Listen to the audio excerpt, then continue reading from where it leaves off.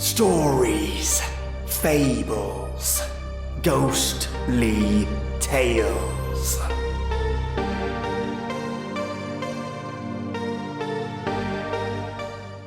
A young boy, a son of a captain, with a looming death sentence hovering over his innocent self, and guardians that both teach, love, and prepare young Fionn for his lifetime of adventures. Yes, folks, I have for you Irish fairy tales, and today is the boyhood of Fionn, where I read chapters 1 through to 6 today, and the remainder on the Friday.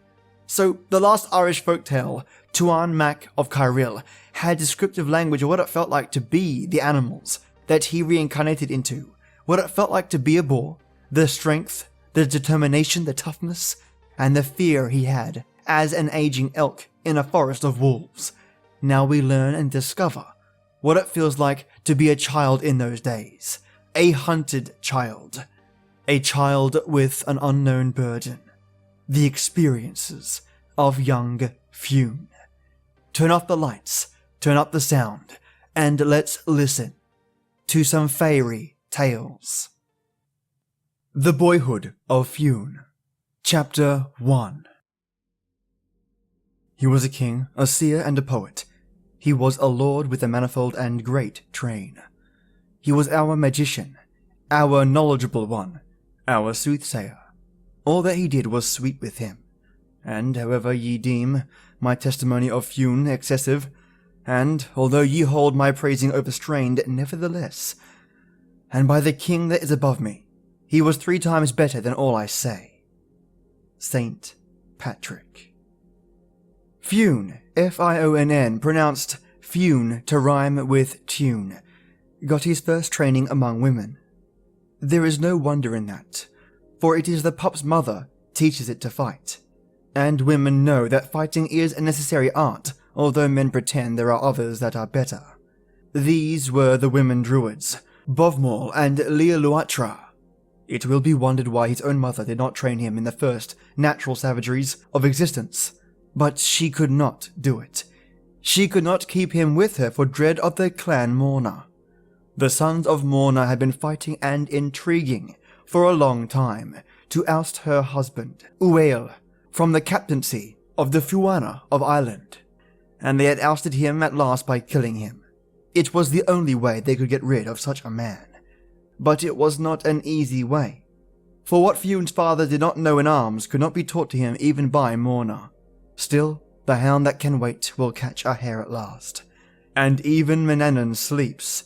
Fionn's mother was beautiful, long-haired Muireann, as she's always referred to. She was the daughter of Teagu, the son of Nuada from Faerie, and her mother was Ethlin. That is, her brother was Lugh, of the Long Hand himself, and with a god, and such a god. For brother, we may marvel that she could have been in dread of Morna or his sons, or of anyone. But women have strange loves, strange fears, and these are so bound up with one another that the thing which is presented to us is not often the thing that is to be seen. However it may be, when Uael died, Muireann got married again to the king of Kerry. She gave the child to Bovmorl, and Leoluatra to Rhea, and we may be sure that she gave injunctions with him, and many of them. The youngster was brought to the woods of Sleeve Bloom, and was nursed there in secret. It is likely the women were fond of him, for other than Fionn, there was no life about them. He would be their life, and their eyes may have seemed as twin benedictions resting on the small fair head. He was fair-haired, and it was for his fairness that he was afterwards called Fionn. But at this period he was known as Diemni. They saw the food they put into his little frame reproduce itself lengthways and sideways in tough inches, and in springs and energies that crawled at first, and then toddled, and then ran. He had birds for playmates, but all the creatures that live in a wood must have been his comrades. There would have been for little Fionn long hours of lonely sunshine, when the world seemed just sunshine and sky. There would have been hours as long as existence passed, like a shade among shadows, in the multitudinous tappings of rain that dripped from leaf to leaf in the wood, and slipped so to the ground. He would have known little snaky paths narrow enough to be filled by his own small feet, or a goat's, and he would have wondered where they went, and have marveled again to find that wherever they went, they came at last, through loops and twists of the branchy wood, to his own door. He may have thought of his own door as the beginning and end of the world, whence all things went and whither all things came.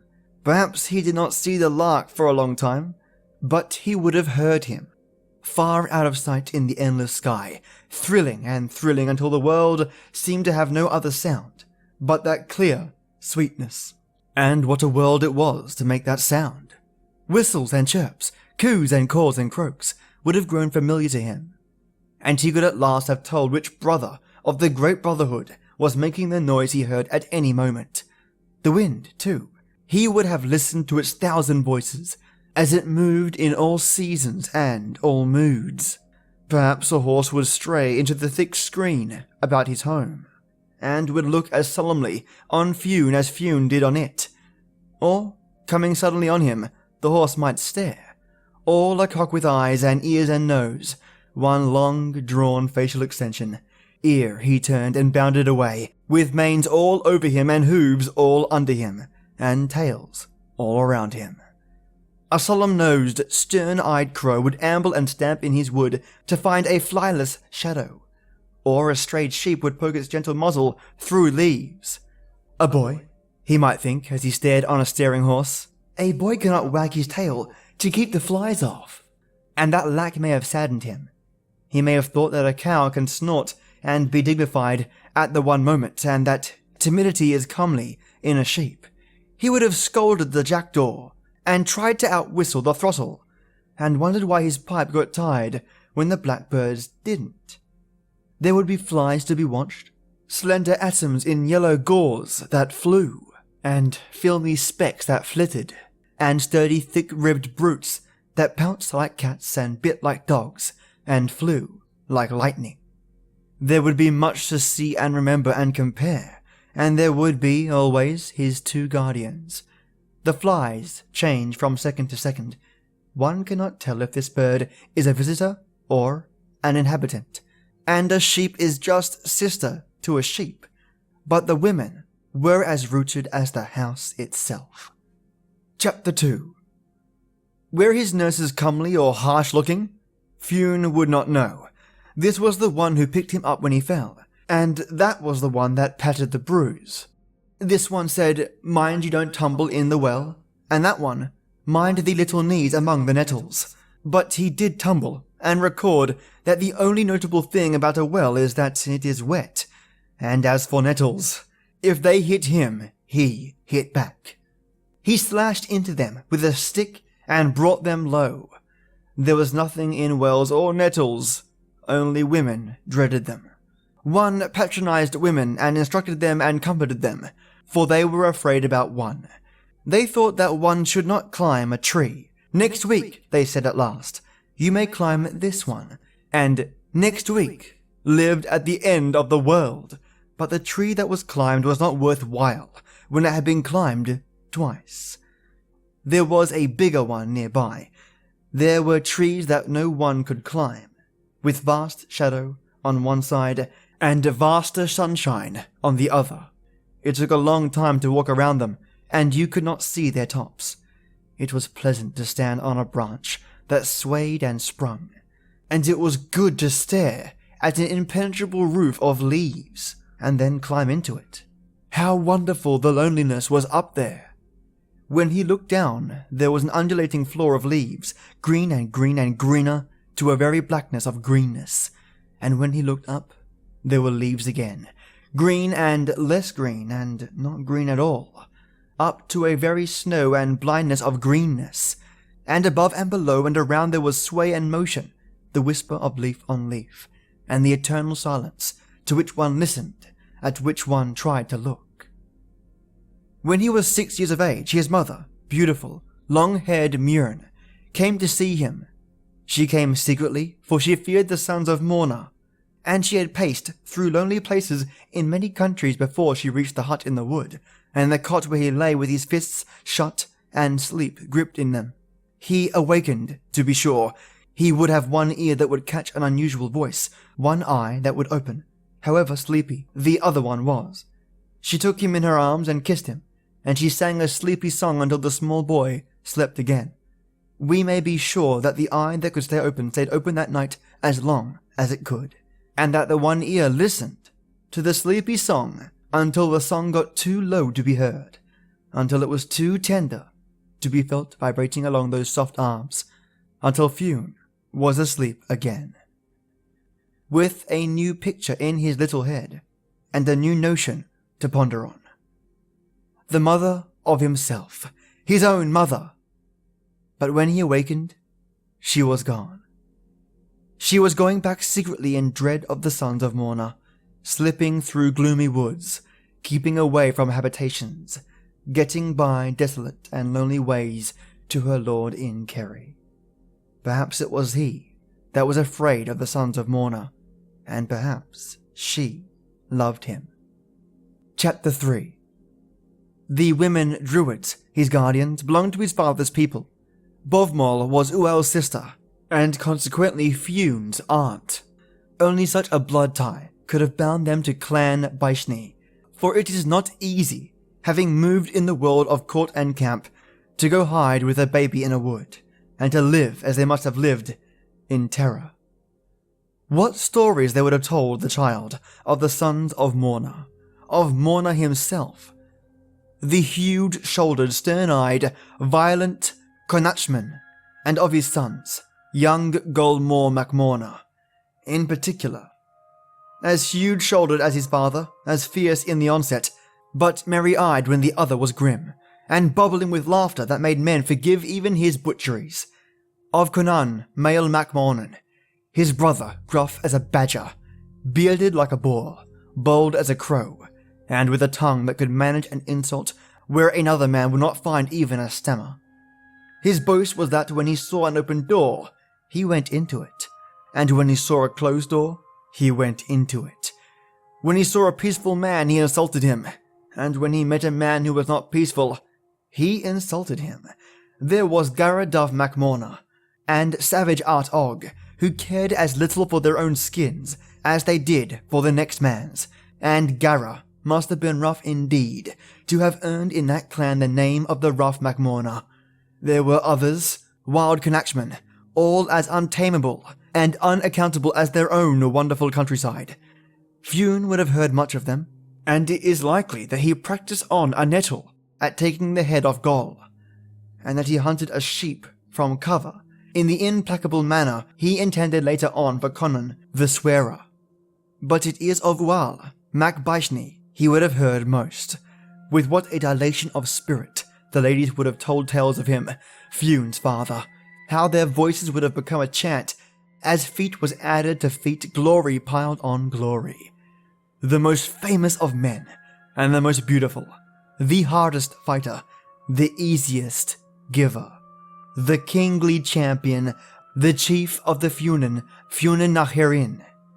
Tales of how he had been waylaid and got free, of how he had been generous and got free, of how he had been angry and went marching with the speed of an eagle, and the direct onfall of a storm, while in front and at the sides, angled from the prow of his terrific advance, were fleeing multitudes who did not dare to wait and scarce had time to run.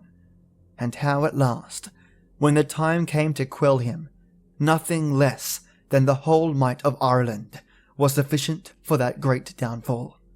We may be sure that on these adventures, Fionn was his father's, going step from step with the long-striding hero, and heartening him mightily. Chapter 4. He was given good training by the women, in running and leaping and swimming.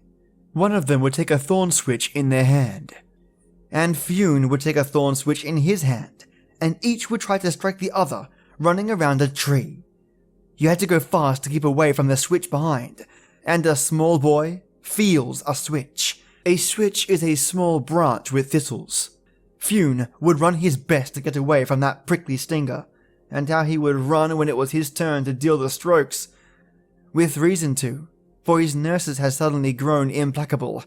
They pursued him with a savagery which he could not distinguish from hatred, and they swished him well whenever they got the chance.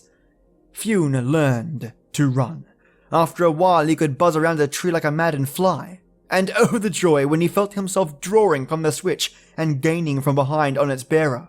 How he strained and panted to catch on that pursuing person, and pursue her and get his own switch into action. He learned to jump by chasing hares in a bumpy field. Up went the hare and up went Fune, and away with the two of them, hopping and popping across the field. If the hare turned while Fune was after her, it was a switch for Fune. So that in a while it did not matter to Fune which way the hare jumped, for he could jump that way too. Long ways, sideways, or boar ways. Fune hopped where the hare hopped, and at last he was the owner of a hop that any hare would give an ear for. He was taught to swim, and it may be that his heart sank when he fronted the lesson. The water was cold. It was deep. One could see the bottom, leagues below, millions of miles below.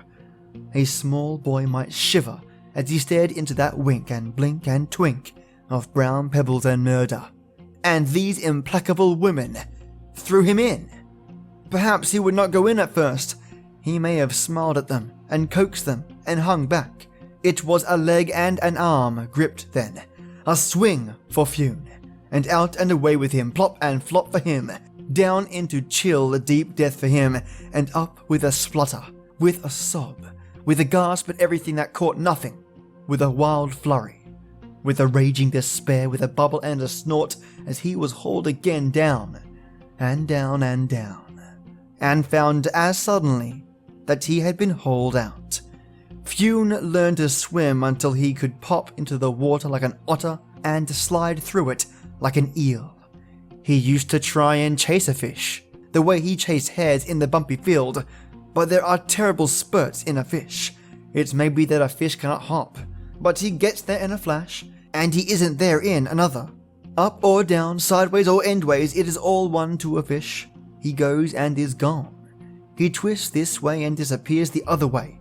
He is over you when he ought to be under you, and is biting your toe when you thought you were biting his tail. You cannot catch a fish by swimming, but you can try. And Fune tried. He got a grudging commendation from the terrible women when he was able to slip noiselessly in the tide, swim under water to where a wild duck was floating, and grip it by the leg. Said the duck, and he disappeared before he had time to get the out of him. So the time went, and Fune grew long and straight and tough like a sapling, limber as a willow, and with the flirt and spring of a young bird. One of the ladies may have said, "He is shaping very well, my dear," and the other replied, as is the morose privilege of an aunt, "He will never be as good as his father." But their hearts must have overflowed in the night, in the silence, in the darkness, when they thought of the living swiftness they had fashioned, and that dear, fair head. Chapter 5. One day his guardians were agitated. They held confabulations at which Fune was not permitted to assist. A man who had passed by that morning had spoken to them. They fed the man, and during his feeding, Fune had been shooed from the door, as if he were a chicken. When the stranger took his road, the women went with him a short distance. As they passed, the man lifted a hand and bent a knee to Fune. "My soul to you, young master," he said, and as he said it, Fune knew that he could have the man's soul, or his boots, or his feet, or anything that belonged to him. When the women returned, they were mysterious and whispery. They chased Fune into the house, and when they got him in, they chased him out again. They chased each other around the house for another whisper. They calculated things by the shape of clouds, by lengths of shadows, by the flight of birds, by two flies racing on a flat stone, by throwing bones over their left shoulders, and by every kind of trick and game and chance that you could put a mind to. They told Fune he must sleep in a tree that night, and they put him under bonds not to sing or whistle or cough or sneeze until the morning. Fune did sneeze. He never sneezed so much in his life. He sat up in his tree and nearly sneezed himself out of it. Flies got up his nose, 2 at a time, 1 up each nostril, and his head nearly fell off the way he sneezed. "You are doing that on purpose," said a savage whisper from the foot of the tree. But Fionn was not doing it on purpose. He tucked himself into a fork the way he had been taught, and he passed the crawliest, tickliest night he had ever known. After a while, he did not want to sneeze. He wanted to scream, and in particular, he wanted to come down from the tree. But he did not scream, nor did he leave the tree. His word was passed, and he stayed in his tree as silent as a mouse and as watchful until he fell out of it. In the morning, a band of travelling poets were passing, and the women handed Fionn over to them. This time they could not prevent him overhearing. "The sons of Morna," they said, and Fionn's heart might have swelled with rage, but that it was already swollen with adventure. And also the expected was happening. Behind every hour of their day and every moment of their lives lay the sons of Morna. Fionn had run after them as deer. He jumped after them as hares. He dived after them as fish. They lived in the house with him. They sat at the table and ate his meat. One dreamed of them, and they were expected in the morning as the sun is. They knew only too well that the son of Uael was living, and they knew that their own sons would know no ease while that son lived. For they believed in those days that like breeds like, and that the son of Uael would be Uael with additions. His guardians knew that their hiding place must at last be discovered, and that when it was found, the sons of Morna would come. They had no doubt of that, and every action of their lives was based on that certainty. For no secret can remain secret. Some broken soldier tramping home to his people will find it out. A herder seeking his stray cattle, or a band of travelling musicians will get wind of it. How many people will move through even the remotest wood in a year? The crows will tell a secret if no one else does, and under a bush behind a clump of bracken, what eyes may there not be? But if your secret is legged like a young goat, if it is tongued like a wolf, one can hide a baby, but you cannot hide a boy. He will rove unless you tie him to a post, and he will whistle then. The sons of Morna came, but there were only 2 grim women living in a lonely hut to greet them. We may be sure they were well greeted. One can imagine Goll's merry stare taking in all that could be seen. Conan's grim eye raking the women's faces, while his tongue raked them again. The rough MacMorna shouldering here and there in the house and about it, with maybe a hatchet in his hand, and Art Og coursing further afield and vowing that if the cub was there, he would find him. But Fionn was gone.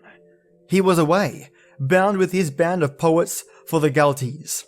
It is likely they were junior poets come to the end of a year's training, and returning to their own province to see again the people at home, and to be wondered at and exclaimed at as they exhibited bits of their knowledge which they had brought from the great schools.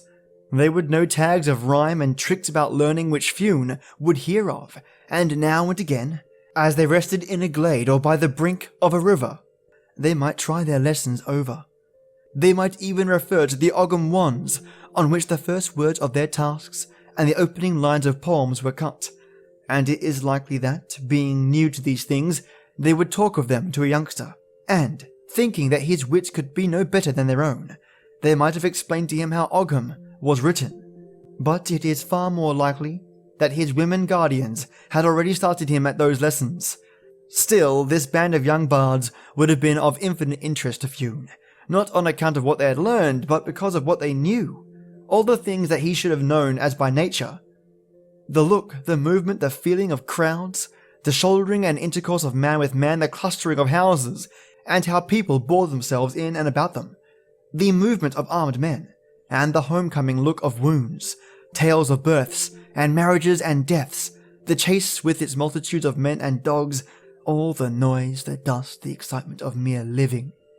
These, to Fionn, new come, from leaves and shadows and the dipple and dapple of a wood, would have seemed wonderful, and the tales they would have told of their masters, their looks, fads, severities, sillinesses would have been wonderful also. That band should have chatted like a rookery. They must have been young. For one time a Leinsterman, a great robber named Fiachul Mac Conach, and he killed the poets. He chopped them up and chopped them down. He did not leave one poet-een of them all. He put them out of the world and out of life, so that they stopped being, and no one could tell where they went or what had really happened to them. And it is a wonder, indeed, that one can do that to anything, let alone a band. If they were not youngsters, the bold robber could not have managed them all. Or perhaps he too had a band, although the record does not say so. But kill them he did, and they died that way. Fionn saw the deed, and his blood may have been cold enough as he watched the great robber coursing the poets as a wild dog rages in a flock. And when his turn came, when they were all dead, and the grim, red-handed man trod at him, Fionn may have shivered, but he would have shown his teeth and laid roundly on the monster with his hands. Perhaps he did that, and perhaps for that he was spared. "Who are you?" roared the staring black mouth, with the red tongue squirming in it like a frisky fish. "Son of Uael, son of Baishni," quoth hardy Fionn, and at that the robber ceased to be a robber. The murderer disappeared. The black-rimmed chasm packed with redfish and precipices changed to something else, and the round eyes that had been popping out of their sockets and trying to bite changed also. There remained our laughing and crying and loving servant who wanted to tie himself into knots, if that would please the son of his great captain. Fionn went home on the robber's shoulder, and the robber gave great snorts and made great jumps and behaved like a first-rate horse. For this same robber was the husband of Bovmal, Fionn's aunt. He had taken to the wilds when Clan Baishni was broken, and he was at war with a world that had dared to kill his chief. This concludes chapters 1 through to 6 of The Boyhood of Fionn. And there are 14 chapters of this tale in total, and I can't wait to sink my teeth into them. I'll be covering this story off on Friday, so stick with me then, where we discover more about Fionn and his adventures. Now, I always talk about the descriptions used by the author when it comes to describing the environment and the people in it. And in The Boyhood of Fionn, we get to read what it feels like to be a kid back in those days, and what kids got up to in those days. Chasing hare, mimicking deer, being thrown into rivers where you're scared to death that appeared bottomless, at least to a child. Ah yes, the general threats of the old days. And I can't tell whether the Guardians were good or bad. I mean, they have made him into what he is today. The positives must have outweighed the negatives. Either way, Fionn is going to be one tough kid, and an even tougher adult. So now he's on the back of a robber that just murdered a bunch of poets.